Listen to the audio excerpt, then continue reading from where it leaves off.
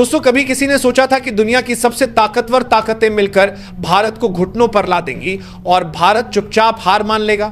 कभी किसी ने कल्पना की थी कि अमेरिकी धमकियों, चीनी चालबाजियों और वैश्विक संस्थाओं की काली भविष्यवाणियों के बीच भारत अपनी अर्थव्यवस्था को बचा नहीं पाएगा? लेकिन हुआ इसके ठीक उलट। सारे अनुमानों को ध्वस्त कर भारत ने वो कर दिखाया जिसकी किसी ने कल्पना भी नहीं की थी। आज आईएमएफ से लेकर वर्ल्ड बैंक तक हर वैश्विक संस्था हैरान है और मजबूर होकर मान रही है कि भारत की आर्थिक ताकत अब केवल सपना नहीं बल्कि एक अटूट हकीकत है। लेकिन दोस्तों, इस काली सच्चाई के पीछे जो असली कहानी छिपी हुई थी, वही हम आपको इस वीडियो में परत दर परत खोलकर बताएंगे। इसलिए वीडियो को अंत तक जरूर देखिएगा और अगर आप भी भारत की इस जीत पर गर्व महसूस करते हैं तो चैनल को सब्सक्राइब कीजिए, वीडियो को लाइक और अपने दोस्तों के साथ शेयर करना मत भूलिए। वो दौर याद कीजिए जब पूरी दुनिया आर्थिक सुनामी के खौफ से कांप रही थी, जब अमेरिका की सत्ता में परिवर्तन के बाद भारत पर खुलेआम दबाव बनाया जा रहा था, जब वॉशिंगटन से चेतावनी दी गई कि भारत से आने वाले हर उत्पाद पर भारी टैक्स लगाया जाएगा, जब बीजिंग अपनी चालबाजियों के जरिए भारत को अंतर्राष्ट्रीय स्तर पर अलग थलग करने की साजिश कर रहा था, जब पाकिस्तान जैसे कंगाल मुल्क भी भारत की मुश्किलों पर ठहाके लगा रहे थे और जब दुनिया की सबसे प्रतिष्ठित आर्थिक एजेंसियां रिपोर्ट निकालकर कह रही थीं कि भारत की विकास यात्रा अब खत्म हो चुकी है, उस अंधकार भरे समय में हर तरफ निराशा के बादल मंडरा रहे थे। भारत के ही नामचीन अर्थशास्त्री, जिनमें अरविंद सुब्रमण्यम और रघुराम राजन जैसे बड़े नाम शामिल थे, एक सुर में कह रहे थे कि भारतीय अर्थव्यवस्था एक स्थायी सुस्ती में फंस चुकी है। जीडीपी की रफ्तार 9.5% से गिरकर 8.4% और फिर 6.5% से 5.6% तक पहुंच गई। इस गिरावट को देखकर दुनिया भर के पंडितों के लिए दूसरा जीडीपी की अर्थव्यवस्था के लोगों को हो जाता। दुनिया भर के पंडितों ने कहा कि 5 जीडीपी ने ऐलान कर दिया कि यह तो बस ट्रेलर है, असली पतन अभी बाकी है। आईएमएफ और वर्ल्ड बैंक ने भारत की ग्रोथ रेट के अनुमानों को काट छांट कर घटा दिया।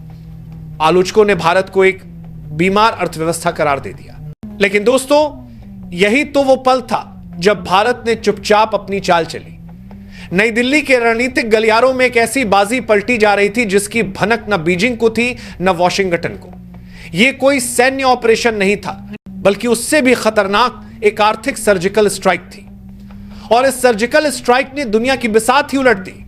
जनवरी से मार्च की तिमाही आते ही सरकारी आंकड़े सबके होश उड़ाने लगे। जीडीपी ने अचानक 7.4% की रॉकेट जैसी रफ्तार पकड़ ली। यह वो आंकड़ा था जिसने हर भविष्यवाणी को ध्वस्त कर दिया। और जब अप्रैल से जून का आंकड़ा आया तो पूरी दुनिया के माथे पर पसीना छूट गया। भारतीय अर्थव्यवस्था 7.8% की अविश्वसनीय रफ्तार से दौड़ रही थी। आलोचक जो भारत को बीमार अर्थव्यवस्था कह रहे थे, वही लोग रातों रात इसे चमत्कारिक अर्थव्यवस्था कहने लगे। जब सालाना औसत निकाला गया तो 7.85% की ग्रोथ दर ने आईएमएफ और वर्ल्ड बैंक की सारी गणनाओं को कचरे की टोकरी में फेंक दिया। अब सवाल उठने लगे, ये करिश्मा हुआ कैसे? वो भी तब जब सुब्रमण्यम जैसे अर्थशास्त्री कह रहे थे कि खपत, निवेश और निर्यात सब कमजोर है। जवाब छिपा था भारत की जड़ों में। पहला झटका आया खपत से। प्राइवेट फाइनल कंजम्पशन एक्सपेंडिचर यानी पीएफएससीई 7.2% की रफ्तार से बढ़ा। इसका साफ मतलब था कि आम आदमी निराश नहीं था, वो आत्मविश्वास से भरा हुआ था, खर्च कर रहा था और बाजारों में नकदी की धार बह रही थी। मंदी की तो हवा भी नहीं थी। दूसरा झटका निवेश से आया। ग्रॉस फिक्स्ड कैपिटल फॉर्मेशन यानी जीएफसीएफ 7.12% की दर से बढ़ा। इसका मतलब साफ था कि न सिर्फ भारतीय बल्कि विदेशी निवेशक भी भारत की विकास कहानी पर दांव लगा रहे थे। देश में नई फैक्ट्रियां लग रही थी, इंफ्रास्ट्रक्चर प्रोजेक्ट्स जमीन पर उतर रहे थे और करोड़ों रोजगार बन रहे थे। निवेश की यह लहर भारत की रीढ़ को इतना मजबूत कर रही थी कि किसी भी संकट की आंधी उसे हिला नहीं सकती थी। लेकिन असली खेल तो निर्यात में हुआ। जब ट्रंप ने भारत पर भारी टैरिफ लगाने की धमकी दी तो आलोचकों ने फिर से शोर मचाना शुरू कर दिया कि भारत का निर्यात क्षेत्र अब धराशायी हो जाएगा। शुरुआती आंकड़े भी यही कहानी बता रहे थे। भारत का गुड्स एक्सपोर्ट लगभग स्थिर था, लेकिन असली मास्टर स्ट्रोक पर्दे के पीछे खेला जा रहा था। भारत ने माल के बजाय सेवाओं के निर्यात पर पूरा जोर लगा दिया। सेवाओं का निर्यात यानी इट, सॉफ्टवेयर, डिजिटल कंसल्टेंसी और फाइनेंशियल सर्विसेज ने 13% की बिजली जैसी रफ्तार पकड़ी और कुछ ही सालों में भारत का सर्विस एक्सपोर्ट उसके माल निर्यात के बराबर आ गया। यही था भारत का ब्रह्मास्त्र। चीन ने दशकों तक दुनिया की फैक्ट्री बनकर बाजार पर कब्जा किया, लेकिन वो कभी भी सेवाओं का बादशाह नहीं बन सका। भारत ने उसी खाली जगह को भुनाया और पूरी दुनिया में टेक्नोलॉजी और सर्विस सेक्टर का सम्राट बन बैठा। यहीं से वैश्विक शक्ति संतुलन बदलने लगा। अब अमेरिका और चीन समझने लगे कि भारत को रोकना इतना आसान नहीं है। आईएमएफ और वर्ल्ड बैंक को मानना पड़ा कि भारत का मॉडल सिर्फ तेज नहीं बल्कि स्थिर भी है, क्योंकि इस बार भारत ने 2000 के दशक वाली गलती नहीं की थी। उस समय बैंकों ने अंधाधुंध कर्ज बांटे, उद्योगपतियों ने अव्यवहारिक प्रोजेक्ट्स के लिए हजारों करोड़ रुपए डुबो दिए और अंत में पूरा बैंकिंग सेक्टर संकट में डूब गया। लेकिन इस बार सब कुछ प्लान के तहत सख्त नियमों और ठोस फैसलों पर आधारित था। भारत का करंट अकाउंट डेफिसिट लगभग 0 पर आ गया, यानी जितना आयात हो रहा था उतना ही निर्यात भी, पैसा देश के भीतर ही घूम रहा था। यह एक ऐसी ऐतिहासिक उपलब्धि थी जिसने भारत को पाकिस्तान, श्रीलंका और बांग्लादेश जैसे कर्जदार मुल्कों से मीलों आगे खड़ा कर दिया। जब ये देश आईएमएफ से चंद अरब डॉलर के लिए गिड़गिड़ा रहे थे, भारत मजबूती से अपनी शर्तों पर खड़ा था। अब बड़ा सवाल सामने आया, भविष्य में क्या होगा? क्या अमेरिकी टैरिफ भारत को रोक पाएगा? जब विशेषज्ञों ने इसका विश्लेषण किया तो जो सच सामने आया उसने वॉशिंगटन के भी होश उड़ा दिए। पाया गया कि यदि अमेरिका भारत से आने वाले हर उत्पाद पर 50% टैरिफ भी लगा दे तो भारत की जीडीपी पर मात्र 0.5% का असर पड़ेगा। इसका मतलब साफ था कि भारत अब किसी एक देश पर निर्भर नहीं रहा। उसने यूरोप, अफ्रीका और लैटिन अमेरिका में अपने बाजार तैयार कर लिए थे। यह था नया भारत, एक ऐसा भारत जो अब किसी की शर्तों पर नहीं चलता बल्कि पूरी दुनिया को अपनी शर्तों पर नचाता है। आलोचकों ने भारत को कमजोर समझा, दुश्मनों ने भारत के पतन का जश्न मनाया, लेकिन भारत ने पलटवार करके साबित कर दिया कि उसकी असली ताकत उसकी अर्थव्यवस्था है।